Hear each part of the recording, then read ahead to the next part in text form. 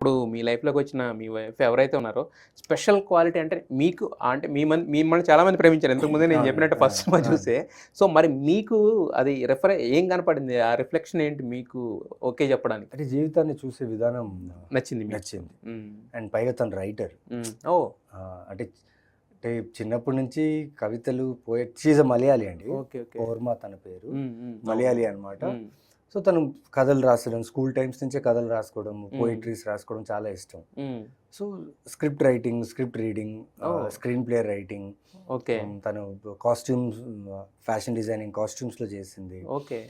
Plus ఒక 2, 3 చిన్న సినిమాలో యాక్ట్ కూడా చేసింది. Oh! Nice. And nice. She is writing her script. Okay. నా స్క్రిప్ట్స్ అని లైక్ నా స్క్రిప్ట్స్ ఏదొచ్చినా తనకు చెప్తాను.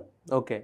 ఏది విన్నా అంటే అది ఉంది గాబట్టి. అవును. రైటర్‌షిప్ ఆ సెన్స్ ఉంది సెన్స్ గాబట్టి. ఉంది కాబట్టి హ్మ్. అంటే ఇంకోటేమంటే చాలా హ్యూమన్‌లీగా ఉంటారు. Yes sir.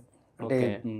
ఇప్పుడు నా ప్రొఫెషన్‌లో అంటే కొందరొస్తారు కలవడానికి అవును. వచ్చినప్పుడు అవును. కొందరు కొందరితో ఒకలా మాట్లాడారు. ఇంకొందరితో ఒకలా మాట్లాడారు. తను అలా కాదు. హ్మ్. ఎవరితో అయినా వార్మ్‌గా రిసీవ్ ఒకేలా చేసుకున్నారు. మాట్లాడతారు. సూపర్. సూపర్. So, nice. ఆ క్వాలిటీ నాకు బాగా నచ్చింది. తన హ్మ్. ద్వారా నేను చాలా నేర్చుకున్నా. ఓకే. మారారా? చాలా మారాను సార్. ఓకే. ఓకే. మారాలి సార్. హ్మ్.